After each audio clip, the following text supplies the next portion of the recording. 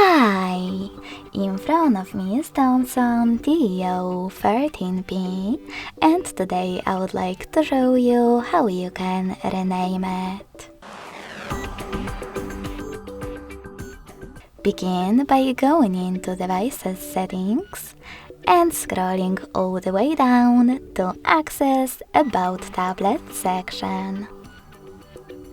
Following that, click on device name at the top and type in wherever you wish to. In my case, Sunny.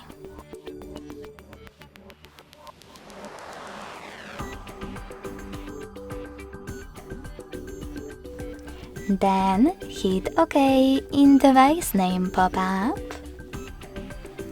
and also OK in the other one about visibility to confirm your choice. So when I do that, as you can see, name of my tablet has changed.